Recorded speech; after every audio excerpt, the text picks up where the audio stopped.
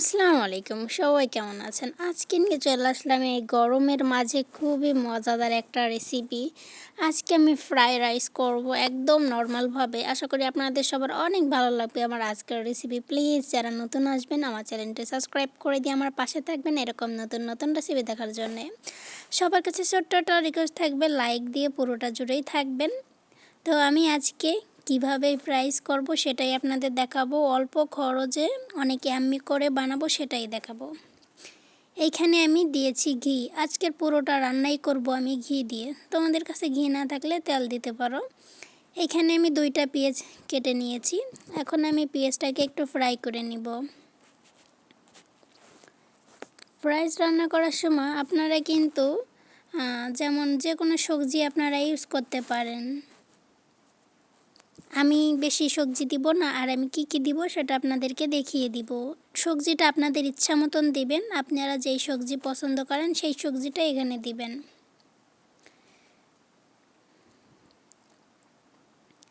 এখন আমি একটু কারি পাতা আর ক্যাপসিকাম কেটেছিলাম সেটা দিয়ে দিব।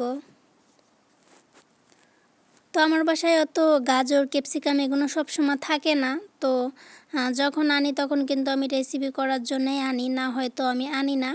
তবে এই জন্যে আমার কাছে খুব বেশি সবজি ছিল না, আর যেটাই ছিল আমি ওটাই দিয়েছি এখানে। এই যে দেখো, আমি কিন্তু এখন এই যে এগুলোকে একটু ফ্রাই করে নেব।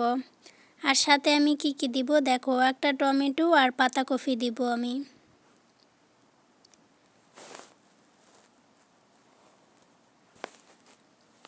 তো এই যে আমার সবজি শুধু পাতাকপি দেখতে পাচ্ছ, টমেটো ক্যাপসিকাম আমি এগুলোই দিয়েছি। তোমরা আরও বেশি সবজি দিতে পারো, এইটাই যত সবজি দিবা ততই কিন্তু মজা হয়।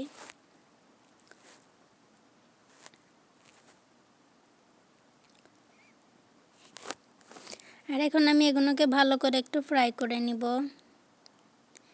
দুপুরবেলার খাবারে আপনারা এরকম একটা নাস্তা বানিয়ে নিতে পারেন। নাস্তাতেও বানাইতে পারেন, দুপুরের খাবারেও কিন্তু বানাইতে পারেন, এটা আপনাদের ইচ্ছা। যেমন আমরা বিকেলের নাস্তায় কিন্তু অনেকে আছে যে এই ধরনের খাবার অনেক পছন্দ করে, তখন কিন্তু আপনারা এগুলো বানিয়ে নিতে পারেন। আর সাথে অবশ্যই চিকেন ফ্রাইগুলো বানিয়ে নেবেন। আমি এখানে আমার বাসায় যেই মশলাগুলো থাকে সবসময় রান্না করার জন্য যে ইউজ করি, ওই মশলাই কিন্তু আমি এখানে দিয়েছি। এখানে একটু মরিচ দিয়েছি, বেশি না। আর হইল ধনে গুঁড়ো, জিরে গুঁড়ো এগুলো আমি দিয়েছি। আর সাথে হলুদ আর পরিমাণ মতন লবণ দিয়েছি আমি। এগুলো দিয়ে আরও কিছু সময় ভালোভাবে কিন্তু আমি একটু ফ্রাই করে নেব।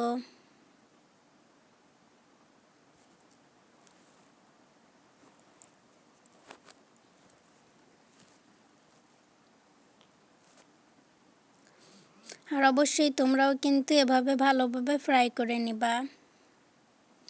যারা আমার এই রেসিপিটা খাওনি, তোমরা কিন্তু এটা করে দেখতে পারো কেমন লাগে। সাথে তোমরা মাছ ভাজি বা যে কোনো মাংস রাখতে পারো, এটা তোমাদের ইচ্ছা। সাথে ডিমও রাখতে পারো, এটা তোমাদের ইচ্ছা। তো এই যে আমি দিয়ে দিব টমেটোর সস, দিয়ে দিব পরিমাণ মতন টমেটোর সস, আর দিয়ে দিব সয়া সসটা দিয়ে দিব আমি এখানে।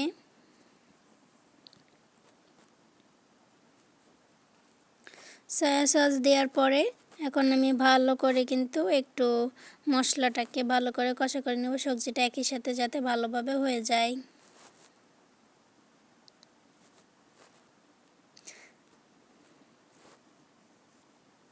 আমার এই ছোট্ট রেসিপিটা কেমন লেগেছে অবশ্যই সবাই বলে যাবেন।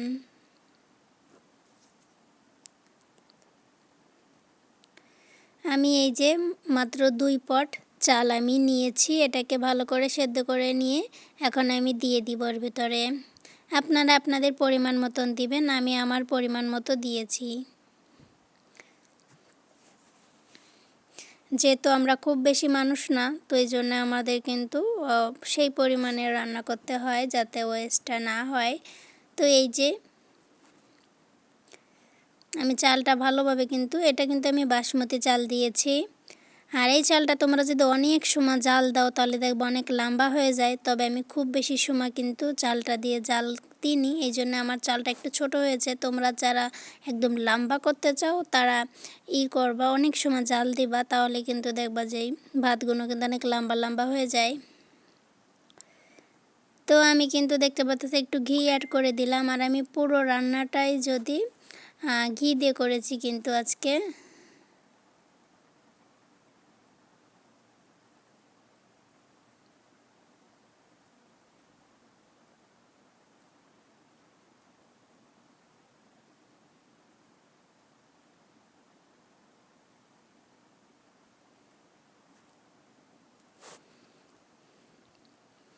আর একটু উপরে দিয়ে তোমরা চাইলে ধনের পাতা বা পুদিনার পাতা দিতে পারো।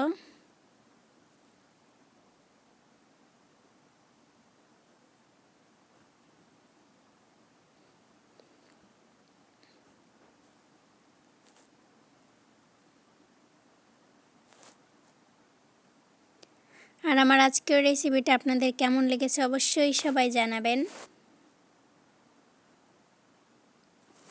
আর এটা কিন্তু এখন হয়ে গিয়েছে দেখতে পাচ্তেছো। তারপর আমি আর 2-1 মিনিট করে রেখে তারপর নামিয়ে নিব ভালো করে ফ্রাই করে নিয়ে।